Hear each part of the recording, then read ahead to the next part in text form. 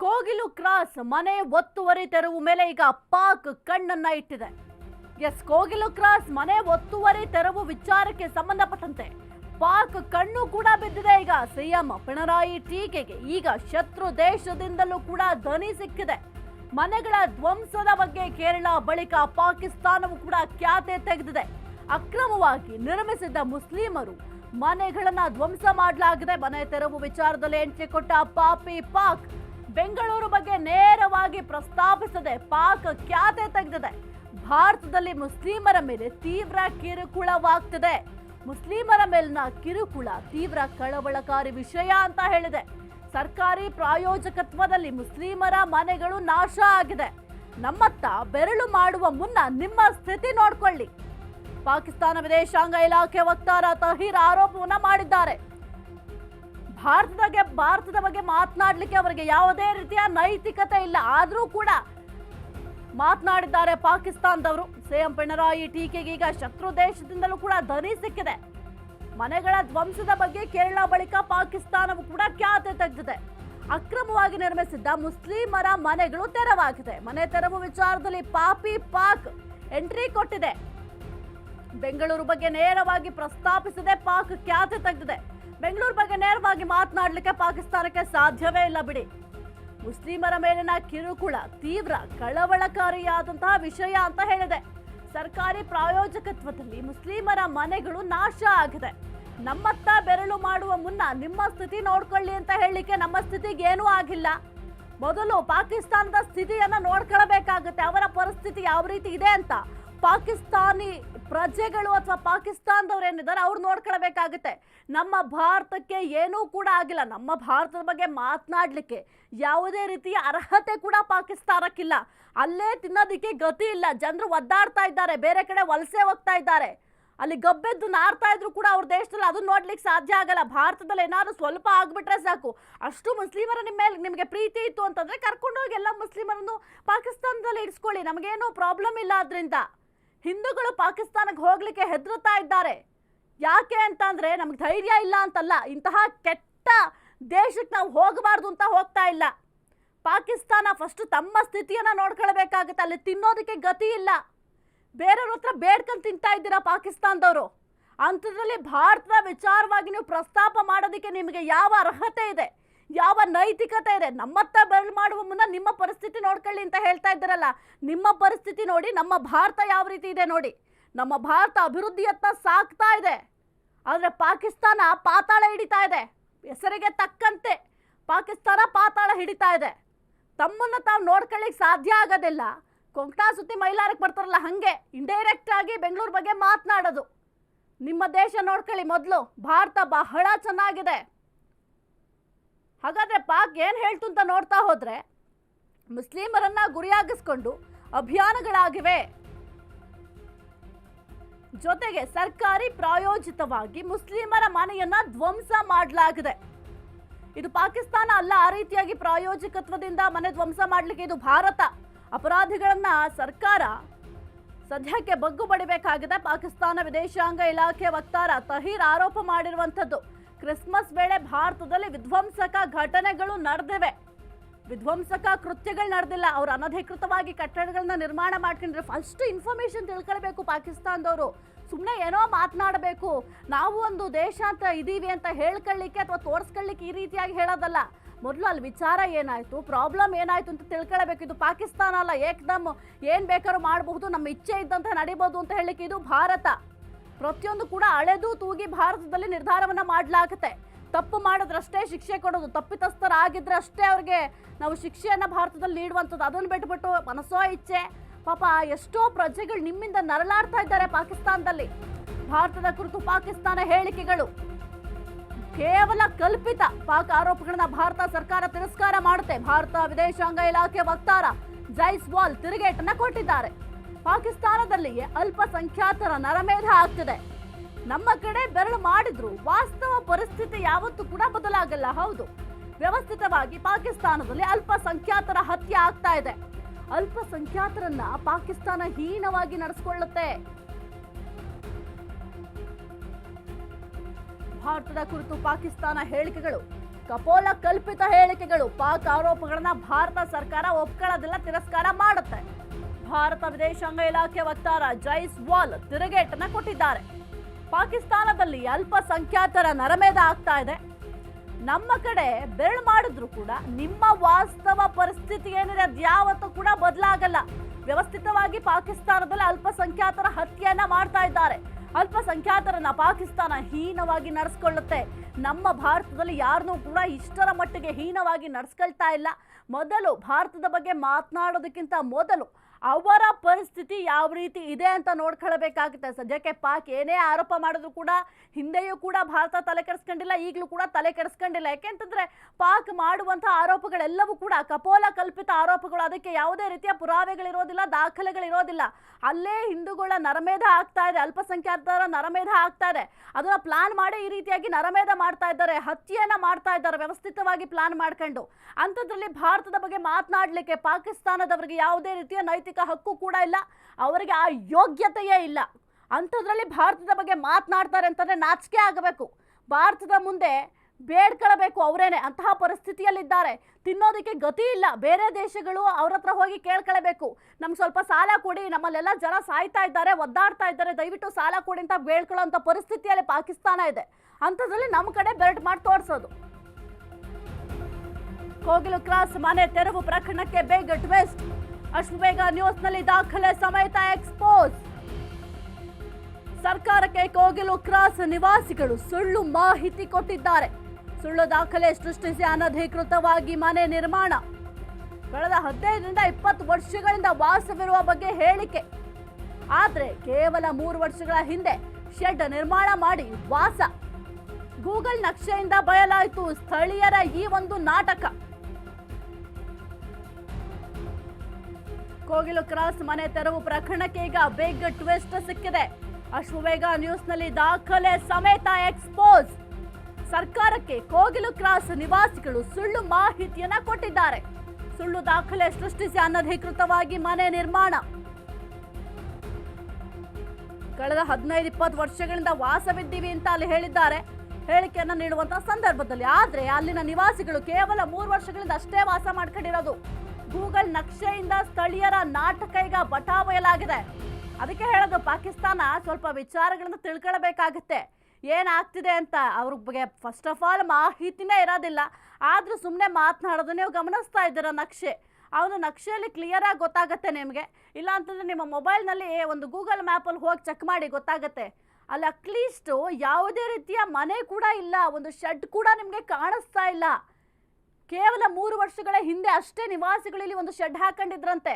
ಜೊತೆಗೆ ಸರ್ಕಾರಕ್ಕೆ ಎಲ್ಲ ತಪ್ಪು ದಾಖಲೆಗಳನ್ನ ಕೊಟ್ಟಿದ್ದಾರೆ, ದಾರಿ ತಪ್ಪಿಸುವ ಕೆಲಸವನ್ನ ಮಾಡಿದ್ದಾರೆ. ನಾವು 15 ವರ್ಷದಿಂದ ಇಲ್ಲಿ ವಾಸ ಇದ್ದೀವಿ, 20 ವರ್ಷದಿಂದ ವಾಸ ಇದ್ದೀವಿ, ಈಗ ಬಂದು ಹೆಂಗ್ ಮನೆ ಕೆಡುತ್ತೀರಾ ಅಂತ ಸರ್ಕಾರವನ್ನ ಪ್ರಶ್ನೆ ಮಾಡ್ತಾ ಇದ್ರು. ಆದ್ರೆ ಈಗ ಅದಕ್ಕೆ ಪುರಾವೆ ಸಿಕ್ಕಿದೆ, ದಾಖಲೆ ಸಿಕ್ಕಿದೆ. 15-20 ವರ್ಷದಿಂದ ಯಾರು ಕೂಡ ಅಲ್ಲಿ ವಾಸ ಇರಲಿಲ್ಲ. ಕೇವಲ ವಾಸ ಇದ್ದಿದ್ದು 2ರಿಂದ 3 ವರ್ಷಗಳ ಅವಧಿಯಲ್ಲಿ ಅಷ್ಟೇ. ಅವರೇ ಶೆಡ್ ನಿರ್ಮಾಣ ಮಾಡ್ಕೊಂಡು 3 ವರ್ಷಗಳಿಂದ ವಾಸ ಇದ್ದಾರೆ. ಅನಧಿಕೃತವಾಗಿ ಈ ರೀತಿಯಾಗಿ ಶೆಡ್ ನಿರ್ಮಾಣ ಮಾಡೋದು ಎಷ್ಟರ ಮಟ್ಟಿಗೆ ಸರಿ? ಹಾಗಾದ್ರೆ ನಿವಾಸಿಗಳು ಮಾಡಿದ್ದೆಲ್ಲವೂ ಕೂಡ ಸರಿನಾ? ಹಾಗಾದ್ರೆ ಸರ್ಕಾರಕ್ಕೆ ನಾವು ಯಾವ ರೀತಿ ಪ್ರಶ್ನೆ ಮಾಡ್ತೀವೋ ನಿವಾಸಿಗಳು ಕೂಡ ತಮ್ಮ ಕರ್ತವ್ಯವನ್ನ ಪಾಲನೆ ಮಾಡಬೇಕಾಗತ್ತೆ. 15ರಿಂದ 20 ವರ್ಷ ಅಂತ ಹೇಳಿದ್ದಾರೆ ಹೇಳಿಕೆ ಕೊಡುವಂತಹ ಸಂದರ್ಭದಲ್ಲಿ.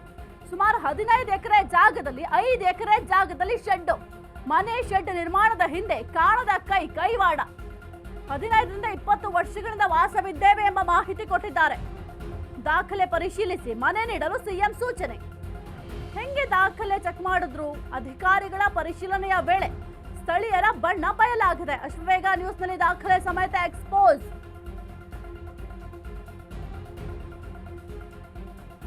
ಸುಮಾರು 15 ಎಕರೆ ಜಾಗದಲ್ಲಿ 5 ಎಕರೆ ಜಾಗದಲ್ಲಿ ಶೆಡ್ ನಿರ್ಮಾಣ.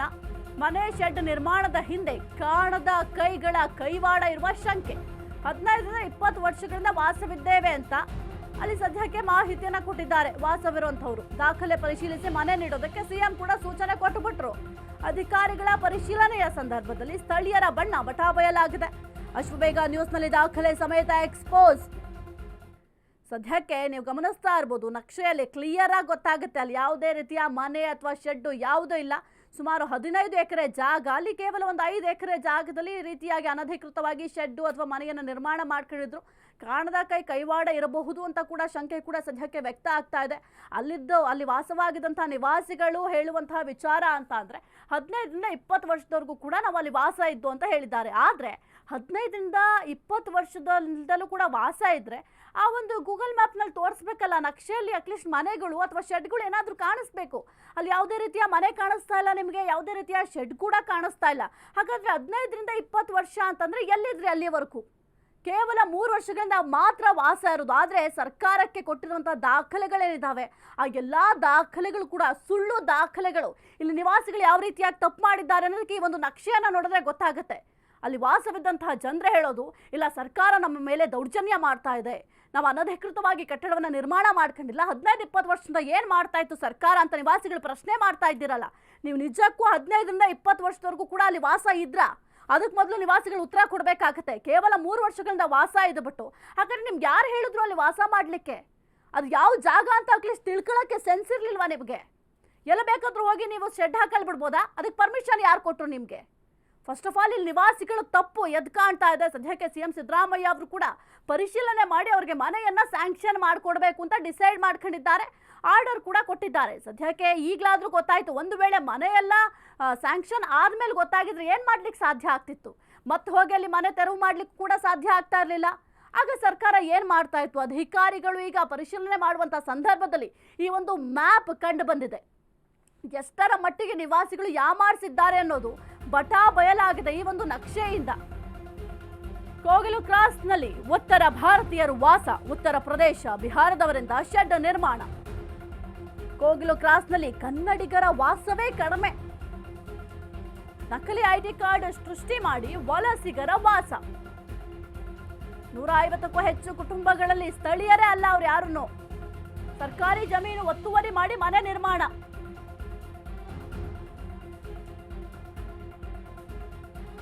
ಕೋಗಿಲು ಕ್ರಾಸ್ನಲ್ಲಿ ಉತ್ತರ ಭಾರತೀಯರು ವಾಸ.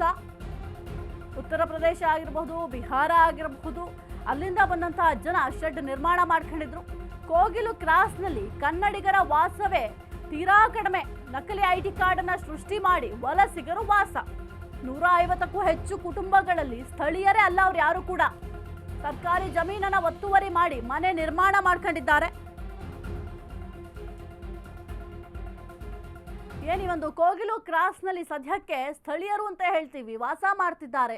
ಬಹುತೇಕ ಮಂದಿ ಅಲ್ಲಿರೋರು ಕನ್ನಡಿಗರೇ ಅಲ್ಲ, ನಮ್ಮ ಸ್ಥಳೀಯರೇ ಅಲ್ಲ. ಕೇವಲ ಅವರು ಉತ್ತರ ಪ್ರದೇಶ, ಬಿಹಾರ ಅಲ್ಲಿಂದ ಬಂದಂತಹ ಜನರು ಇಲ್ಲಿ ಶೆಡ್ ನಿರ್ಮಾಣ ಮಾಡಿಕೊಂಡು ಒತ್ತುವರಿ ಮಾಡ್ಕೊಂಡು ಶೆಡ್ ಹಾಕೊಂಡಿದ್ದಾರೆ.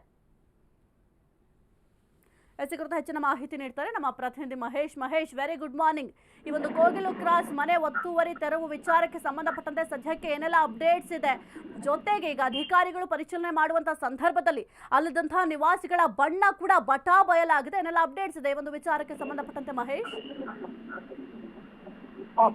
ಈಗಾಗಲೇ ನೋಡಬಹುದು. ಎಲ್ಲ ಒಂದ್ ಕಡೆ ಕಳೆದ ವಾರ ಏನೋ ಒಂದು ಜಿಪಿಐ ಅಧಿಕಾರಿಗಳು ಕೋಗಿಲು ಕ್ರಾಸ್ನಲ್ಲಿ ಸುಮಾರು 5 ಎಕರೆ ಸರ್ಕಾರಿ ಜಮೀನನ್ನು ಅಂದ್ರೆ ಜಿಪಿಐ ಜಾಗವನ್ನು ಹಲವರು ಏನೋ ಒಂದು ಒತ್ತುವರಿ ಮಾಡಿ ಮನೆ ಶೆಡ್ ನಿರ್ಮಾಣ ಮಾಡ್ಕೊಂಡಿದ್ರು. ಅದನ್ನ ತೆರವು ಮಾಡಿದ ನಂತರ ಒಂದು ರೀತಿಯ ರಾಜಕೀಯ ತಿರುವು ಪಡೆದಿತ್ತು. ಅಂದ್ರೆ ಎಲ್ಲೋ ಒಂದ್ ಕಡೆ ಕೇರಳದ ಕೆಲವು ಮಂತ್ರಿಗಳು, ಶಾಸಕರು, ಸಂಸದರು ಕೂಡ ಅಲ್ಲಿ ಆಗಮಿಸಿ ಒಂದು ರೀತಿಯಲ್ಲಿ ಅವ್ರಿಗೆ ಸಾಂತ್ವನ ಹೇಳೋದಾಗಿರ್ಬೋದು ಅಥವಾ ಮತ್ತೊಂದು ಅವರಿಗೆ ಏನೊಂದು ಬೇಕಾದಂತಹ ಮೂಲಭೂತ ಸೌಕರ್ಯ ತರೋದಕ್ಕೆ ಕರ್ನಾಟಕ ರಾಜ್ಯ ಸರ್ಕಾರನ ಎಚ್ಚೆತ್ತುಕೊಳ್ಳುವಂತೆ ಕೂಡ ಒಂದು ರೀತಿ ಕ್ವಿಕ್ ಮುಖಾಂತರ ಕೇರಳ ಸಿಎಂ ಕೂಡ ಒಂದು ರೀತಿಯಲ್ಲಿ ಮುಂದಾಗಿದ್ರು. ಆದ್ರೆ ಎಲ್ಲೋ ಒಂದ್ ಕಡೆ ಏನು ಈ ಒತ್ತುವರಿ ತೆರವು ಆಗ್ತಿದ್ದಂಗೆ ಕೂಡ ಒಂದು ರೀತಿಯಲ್ಲಿ ಎಚ್ಚೆತ್ತುಕೊಂಡಂತಹ ರಾಜ್ಯ ಸರ್ಕಾರ ಒಂದು ರೀತಿಯಲ್ಲಿ ಅಲ್ಲಿರುವಂತಹ ನಿವಾಸಿತರಿಗೆ ಒಂದು ರೀತಿಯಲ್ಲಿ ಮನೆ ಕೊಡಬೇಕು, ಅಂದ್ರೆ ಉಚಿತವಾಗಿ ಮನೆ ಕೊಡಬೇಕು ಅಂತ ಕೂಡ ಸಿಎಂ ಆದೇಶ ಮಾಡಿದ್ರು. ಆದ್ರೆ ಕೆಲವು ಮಾನದಂಡಗಳನ್ನ ಅನುಸರಿಸಬೇಕು ಅಂತ ಕೂಡ ಸಿಎಂ ಒಂದು ಸೂಚನೆ ಕೊಟ್ಟಿದ್ರು. ತದನಂತರ ಏನಂತ ಅದಂತಹ ನಿಜಕ್ಕೂ ಕೂಡ ಒಂದು ರೀತಿಯಲ್ಲಿ ಏನು ಟ್ವಿಸ್ಟ್ ಅಂದ್ರೆ ನಿಜಕ್ಕೂ ಕೂಡ ಅಲ್ಲಿ ವಾಸವಾಗಿದ್ದವ್ರಿಗೆ ಯಾರು ಅಂತ ಒಂದು ಪ್ರಮುಖವಾಗಿ ನೋಡಕ್ ಹೋದ್ರೆ ಅಲ್ಲಿ ವಾಸವಾಗಿದ್ದವರೆಲ್ಲರೂ ಕೂಡ ಬಿಹಾರ ಹಾಗೂ ಉತ್ತರ ಪ್ರದೇಶ ಹಾಗೂ ಬಾಂಗ್ಲಾ ಮೂಲದವರು. ಯಾಕಂದ್ರೆ ಕಳೆದ 3-4 ವರ್ಷಗಳಿಂದ ಮಾತ್ರ ಅವರು ವಾಸವಾಗಿದ್ದಾರೆ. ಅವರು ಏನು ಕಳೆದ ವಾರ ಏನು ಒಂದು ಮನೆ ತೆರವು ಮಾಡಿದಾಗ ಏನು ಅವ್ರು ಹೇಳಿಕೆ ಕೊಟ್ಟಿದ್ದಂಥದ್ದು, ನಾವು 15-20 ವರ್ಷಗಳಿಂದ ಕೂಡ ಅಲ್ಲೇ ವಾಸವಾಗಿದ್ದೀವಿ, ನಮ್ಮನ್ನು ಈ ತರ ಒಕ್ಕಲೆಬ್ಬಿಸಿದ್ದಾರೆ, ನಾವು ಅಲ್ಪಸಂಖ್ಯಾತರು, ನಮ್ಮನ್ನ ಕಾಂಗ್ರೆಸ್ ಸರ್ಕಾರ ಟಾರ್ಗೆಟ್ ಮಾಡ್ತಿದೆ ಅಂತ ಕೂಡ ದೊಡ್ಡ ಮಟ್ಟದಲ್ಲಿ ಮಾಧ್ಯಮಗಳಿಗೆ ಹೇಳಿಕೆ ಕೊಟ್ಟರು. ಆ ಹೇಳಿಕೆಗಳ ಅನುಸಾರ ಕೆಲವು ಮುಸ್ಲಿಂ ಮುಖಂಡರು, ಮುಸ್ಲಿಂ ಶಾಸಕರು ಕೂಡ ಏನು ಅವ್ರ ಪರ ಹೋರಾಟ ಮಾಡಿದ್ದು ಒಂದು ರೀತಿಯಲ್ಲಿ ಇವರೆಲ್ಲರೂ ಕೂಡ 15-20 ವರ್ಷದಿಂದ ಇಲ್ಲೇ ಇದ್ದಾರೆ ಅಂತ. ಈ ಬಗ್ಗೆ ಏನು ಒಂದ್ ರೀತಿಯಲ್ಲಿ ಸಿಎಂ ಕೂಡ ಒಂದ್ ರೀತಿಯಲ್ಲಿ ಕುತೂಹಲಕಾರಿಯಾಗಿ ವಿಷಯನ ಒಂದ್ ರೀತಿಯ ದೊಡ್ಡ ಮಟ್ಟದಲ್ಲಿ ಏನು ಮಾಧ್ಯಮಗಳಲ್ಲಿ ಒಂದ್ ರೀತಿ ಬರ್ತಾ ಇದ್ದಂಗೆ ಕೂಡ ಅವರು ಕೂಡ ಒಂದ್ ರೀತಿಯಲ್ಲಿ ಒಂದು ತನಿಖೆಗೆ ಒಳಪಡಿಸಿದ್ರು. ಅಂದ್ರೆ ಏನು ಜಿಪಿ ಅಧಿಕಾರಿಗಳು, ಜಿಲ್ಲಾಡಳಿತ ಹಾಗೂ ಏನೋ ಒಂದು ಘನತಾ ನಿರ್ವಹಣಾ ಘಟಕದ ಏನೋ ಒಂದು ಅಧಿಕಾರಿಗಳಿಗೆ ಒಂದು ಚಾರ್ಜ್ ಕೊಟ್ಟರು. ಅಂದ್ರೆ ಇಲ್ಲಿ ವಾಸವಾಗಿದ್ದಾರೆ ಯಾರು ಏನು ಅಂತ. ಅದಕ್ಕಿಂತ ಮುನ್ನ ಕಳೆದ 2 ದಿನಗಳಿಂದನೂ ಕೂಡ ಸಿಎಂಗೆ ಏನು ಕಾಂಗ್ರೆಸ್ ಪಕ್ಷದ ಪರಿಷತ್ ಸದಸ್ಯರೇ ಒಂದು ರೀತಿಯಲ್ಲಿ ತಪ್ಪು ಮಾಹಿತಿ ಕೊಟ್ಟಿರುವಂತದ್ದು. ಏನು ಅವರು ಅಧಿಕಾರಿಗಳ ಜೊತೆ ಇದ್ದಾಗ ಸಿಎಂ ಅಧಿಕಾರಿಗಳ ಸಭೆ ಆಗೋ ಟೈಮಲ್ಲಿ ಒಂದು ಸಿಎಂಗೆ ಚಾಲೆಂಜ್ ಆಗ್ತಾರೆ. ಅಂದ್ರೆ ಅಲ್ಲಿದ್ದವರೆಲ್ಲ 15-20 ವರ್ಷದಿಂದ ಅಲ್ಪಸಂಖ್ಯಾತರು ಅಲ್ಲೇ ವಾಸವಾಗಿದ್ದಾರೆ, ಇದೇನೋ ಪ್ರೂವ್ ಮಾಡೋದು ಪ್ರೂವ್ ಮಾಡಲಿಲ್ಲ ಅಂದ್ರೆ ನಾನು ರಾಜೀನಾಮೆ ಕೊಡ್ತೀನಿ ಸ್ಥಾನಕ್ಕೆ ಅಂತಾನು ಕೂಡ ತುಂಬಿದ ಸಭೆಯಲ್ಲಿ ಒಂದು ರೀತಿಯಲ್ಲಿ ಸವಾಲ್ ಹಾಕಿದ್ರು. ಕೆಲವೊಂದ್ ಕಡೆ ಸಿಎಂಗೂ ಕೂಡ ಒಂದು ರೀತಿಯಲ್ಲಿ ಈ ರೀತಿ ನಮ್ಮ ಕಾಂಗ್ರೆಸ್ ಪರಿಷತ್ ಸದಸ್ಯರು ಈ ರೀತಿ ಒಂದು ಸವಾಲ್ ಹಾಕಿದ್ರೆ ಇದಕ್ಕೂ ಕೂಡ ಎಲ್ಲೊಂದ್ ಕಡೆ ಇರಬಹುದು ಅಂತ ಕೂಡ ಒಂದು ರೀತಿಯಲ್ಲಿ ಸಿಬಿಐ ಅಧಿಕಾರಿಗಳಿಗೆ ಹಾಗೂ ಗಣರಾಜ್ಯ ಅಧಿಕಾರಿಗಳಿಗೆ ಹಾಗೂ ಜಿಲ್ಲಾಡಳಿತಕ್ಕೆ ಒಂದು ರೀತಿಯಲ್ಲಿ ತನಿಖೆ ಮಾಡಕ್ಕೆ ಹೇಳಿದ್ರು. ಏನು ತನಿಖೆಗಾದಂತಹ ಏನು ಒಂದು ಸಿಬಿಐ ಅಧಿಕಾರಿಗಳು, ಜಿಲ್ಲಾಡಳಿತ ಹಾಗೂ ಗಣರಾಜ್ಯ ಅಧಿಕಾರಿಗಳು ಜೊತೆ ಕೂಡ ಅಲ್ಲಿದ್ದಂತಹ ಸ್ಥಳೀಯರ ಬಣ್ಣ ಬಯಲಾಯಿತು. ಯಾಕಂದ್ರೆ ಅಲ್ಲಿದ್ದವರು ಕೇವಲ 2022 ಡಿಸೆಂಬರ್ ನವೆಂಬರ್ ಆ ಟೈಮಲ್ಲಿ ಬಂದು ಅಲ್ಲಿ ಶೆಡ್ ಮನೆ ನಿರ್ಮಾಣ ಮಾಡಿರುವಂತದ್ದು. ಆ ಮನೆ ನಿರ್ಮಾಣಕ್ಕೂ ಶೆಡ್ ನಿರ್ಮಾಣಕ್ಕೂ ಕೂಡ ಅಲ್ಲಿ ಸ್ಥಳೀಯ ಒಬ್ಬ ವಾಸಿ ಅಂತ ಒಬ್ಬ ಏನೋ ಒಂದು ಅಧ್ಯಕ್ಷ ಇದ್ದ, ಅವನಿಗೆ 1 ಲಕ್ಷ 2 ಲಕ್ಷ ಕೊಟ್ಟು ಮನೆ ನಿರ್ಮಾಣ ಮಾಡ್ಕೊಂಡಿರುವಂತದ್ದು. ಯಾಕಂದ್ರೆ ಅವ್ರು ಅಲ್ಲಿ ಭರವಸೆ ಕೊಟ್ಟಿದ್ದ, ನಿಮ್ಮೆಲ್ಲರೂ ಕೂಡ ಇಲ್ಲಿ ಮನೆ ಕಟ್ಟಕ್ಕೆ ಜಾಗ ಕೊಡ್ತೀನಿ, ನನಗೆ 1 ಲಕ್ಷ 2 ಲಕ್ಷ ಕೊಡಿ ಅಂದ್ಬಿಟ್ಟು ಎಲ್ಲರ ಹಣ ಕೂಡ ವಸೂಲು ಮಾಡಿದ್ದ. ಅದಕ್ಕೆ ಪರ್ಯಾಯವಾಗಿ ನಿನ್ನೆ DCM ಕೂಡ 3 ಗಂಟೆಗೆಲ್ಲ ಸ್ಥಳ ಪರಿಶೀಲನೆಗೆ ಹೋದಾಗ ಸಿಬಿಐ ಅಧಿಕಾರಿಗಳು ನಿಜಕ್ಕೂ ಕೂಡ ಒಂದು ರೀತಿ ದೊಡ್ಡ ಸಾಹಸಕ್ಕೆ ಕೈ ಹಾಕಿದ್ರು. ಏನು ಜಿಲ್ಲಾಡಳಿತ ಕಡೆ ಜೊತೆ ಕೈ ಜೋಡಿಸ್ಕೊಂಡು ಕಳೆದ 2023 ಏನು ಒಂದು ಗೂಗಲ್ ನಕ್ಷೆ ತಪ್ಪಿದ್ರು. ಗೂಗಲ್ ನಕ್ಷೆಯಲ್ಲಿ ನಿಜಕ್ಕೂ ಕೂಡ ಒಂದು ರೀತಿಯಲ್ಲಿ ಏನು ಅವರ ನಿಜ ಬಣ್ಣ ಬಯಲಾಯಿತು. ಕೇವಲ 3 ವರ್ಷಗಳಿಂದ ಕೇವಲ ಏನು ಒಂದು 180-190 ಮನೆಗಳು ವಾಸವಾಗಿದೆ. ಹಿಂದೆ 15-20 ವರ್ಷದಿಂದ ಎಲ್ಲ ಸುಳ್ಳು ಅಂತಾನು ಕೂಡ ಮಾಹಿತಿ ಬಂತು. ಸದ್ಯ ಮಾಹಿತಿ ತಿಳಿಸಿದಂಗೆ ನಿನ್ನೆ ಸಭೆ ನಡೆದಾಗ ಏನು ಪರಿಷತ್ ಸದಸ್ಯ ಏನು ಒಂದು ಸಿಎಂಗೆ ಸವಾಲ್ ಹಾಕಿದ, ಅವ್ರು ಇದ್ರೂ ಕೂಡ ಪತ್ತೆ ಆಗಿಲ್ಲ. ಅದನ್ನ ಏನು ಕೂಡ ಒಂದು ರೀತಿಯಲ್ಲಿ ದೊಡ್ಡ ಮಟ್ಟದಲ್ಲಿ ಸರ್ಕಾರನೂ ಕೂಡ ಮುಂದುವರ್ಸಿಲ್ಲ. ಅಂದ್ರೆ ಸವಾಲ್ ಹಾಕಿದ್ದು ನಮ್ಮ ಏನೊಂದು ಪರಿಷತ್ ಸದಸ್ಯರು ಕೂಡ ಸುಮ್ಮನೆ ಆಗ್ಬಿಟ್ಟು. ತದನಂತರ ಈಗ ಬಂದಿರುವಂತ ಮಾಹಿತಿ ಪ್ರಕಾರ ಅಲ್ಲಿ ಇದ್ದಂತವರು ಏನು ಒಂದು ಮೂಲತಃ ಬಿಹಾರ, ಉತ್ತರ ಪ್ರದೇಶ ಹಾಗೂ ಬಾಂಗ್ಲಾದೇಶದವರು ಸುಮಾರು 187 ಕುಟುಂಬಗಳು ಅಲ್ಲಿ ವಾಸ ಮಾಡ್ತಿದ್ರು. ಅದರಲ್ಲಿ ಬರೀ 40 ಕುಟುಂಬಗಳು ಮಾತ್ರ ಕಳೆದ ಒಂದು 8-10 ವರ್ಷಗಳಿಂದ ಒಂದು ಮೂಲೆಯಲ್ಲಿ ಶೆಡ್ಗಳು ಹಾಕೊಂಡಿದ್ರು. ಉಳಿದಂತವರಲ್ಲಿ ಇದ್ದಂತಹ ದಾಖಲೆಗಳೆಲ್ಲ ಪರಿಶೀಲನೆ ಮಾಡಿದಾಗ ಅವೆಲ್ಲನೂ ಕೂಡ ನಕಲಿ. ಏನು ಸರ್ವೆ ನಂಬರ್ ಏನಿದೆ 99 ಸರ್ವೆ ನಂಬರು, ಆ ಸರ್ವೆ ನಂಬರ್ ಅಕ್ಕಪಕ್ಕದ ರಸ್ತೆಗಳಿರುವಂತಹ ಕೇವಲ ಲೇಔಟ್ಗಳಿರುವಂತಹ ಅಲ್ಲಿನ ID ಕಾರ್ಡು, ಆಧಾರ್ ಕಾರ್ಡ್ ತಂದ್ಬಿಟ್ಟು ಇಲ್ಲಿಗೆ ಹೋಲಿಕೆ ಮಾಡ್ತಿದ್ರು. ಇವೆಲ್ಲ ಕೂಡ ಪರಿಶೀಲನೆ ಮಾಡಿದಾಗ ನಿಜಕ್ಕೂ ಕೂಡ ಅವ್ರು ನಿಜ ಬಣ್ಣ ಬಾಲಾಯಿತು. ಸದ್ಯದ ಮಾಹಿತಿ ಪ್ರಕಾರ ಸಿಬಿಐ ಅಧಿಕಾರಿಗಳು ಅಷ್ಟೊಂದು ನಿಂತ ಮಾಹಿತಿ ಪ್ರಕಾರ ಕೇವಲ 30-40 ಜನಕ್ಕೆ ಮಾತ್ರ ಅಲ್ಲಿ ಪರಿಹಾರ ವ್ಯವಸ್ಥೆ ಮಾಡ್ಕೊಡ್ತೀವಿ, ಅಂದ್ರೆ ಬೇರೆ ಕಡೆ ಮನೆ ಕೊಡ್ತೀವಿ, ರಾಜೀವ್ ಗಾಂಧಿ ವಸತಿ ನಿಲಯ ಅಥವಾ KSP ಕಾಲೋನಿಯಲ್ಲಿ. ಉಳಿದಂತವರೆಲ್ಲೂ ಕೂಡ ಅವರೆಲ್ಲ ಅವ್ರ ದಾರಿ ಅವ್ರು ನೋಡ್ಕೋಬೇಕು ಅಂತ ಕೂಡ ಮಾಹಿತಿ ಕೊಟ್ಟಿರುವಂತದ್ದು ಸಾಹಿತ್ಯ. ಓಕೆ, ಥ್ಯಾಂಕ್ ಯು ಮಹೇಶ್ ನಿಮ್ಮೆಲ್ಲ ಮಾಹಿತಿಗಾಗಿ.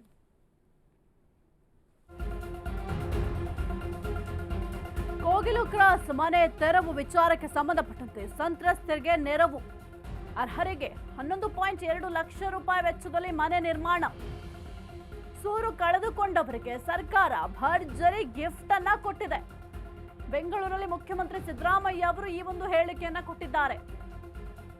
ಮಾನವೀಯತೆ ಆಧಾರದ ಮೇಲೆ ಪರ್ಯಾಯ ವ್ಯವಸ್ಥೆ, ಇನ್ಮುಂದೆ ಯಾರೂ ಒತ್ತುವರಿ ಮಾಡದಂತೆ ಆದೇಶ. ಬೈಯಪ್ಪನಹಳ್ಳಿಯಲ್ಲಿ ಪರ್ಯಾಯ ಮನೆ ಹಂಚಿಕೆ,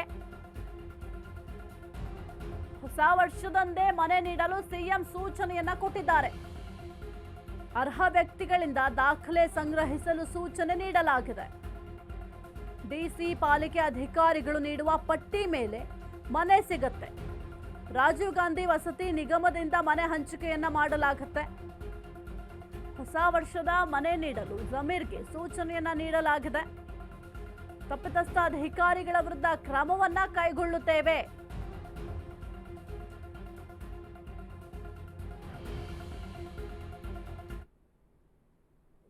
ಕೋಗಿಲು ಬಡಾವಣೆಯಲ್ಲಿ 20ನೇ ತಾರೀಕು ಸರ್ಕಾರಿ ಜಾಗದಲ್ಲಿ ಅಕ್ರಮವಾಗಿ ಶೆಡ್ಗಳನ್ನ ನಿರ್ಮಾಣ ಮಾಡಿದ್ದಂತ ಸುಮಾರು 167 ಶೆಡ್ಗಳನ್ನ ತೆರವುಗೊಳಿಸಿದ್ರು.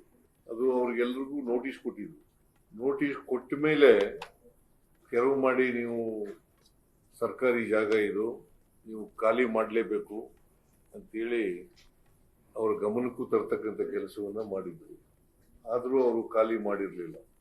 ನಿನ್ನೆ ನಾನು ವಸತಿ ಸಚಿವರಾದಂಥ ಶ್ರೀ ಜಮೀರ್ ಅಹಮದ್ ಖಾನ್ ಅವರನ್ನ ಮತ್ತೆ ನಮ್ಮ ಪೊಲಿಟಿಕಲ್ ಸೆಕ್ರೆಟರಿಗಳಾದಂಥ ನಸೀರ್ ಅಹಮದ್ ಅವರನ್ನ ಕಳಿಸ್ಕೊಟ್ಟಿದ್ದೆ ಜಾಗಕ್ಕೆ. ಇವತ್ತು DK ಶಿವಕುಮಾರ್ ಅವರು ಕೂಡ ಅಲ್ಲಿ ಭೇಟಿ ಕೊಟ್ಟಿದ್ದಾರೆ. ಅದು ಜಾಗ ಕಷೆ ವಿಲೇವಾರಿ ಮಾಡಲಿಕ್ಕೆ 15 ಎಕರೆಗಳನ್ನ ಡಿಸಿ ಜಿಲ್ಲಾಧಿಕಾರಿಗಳು ನಗರ ಪಾಲಿಕೆಗೆ ಹಸ್ತಾಂತರ ಮಾಡಿದ್ದಾರೆ.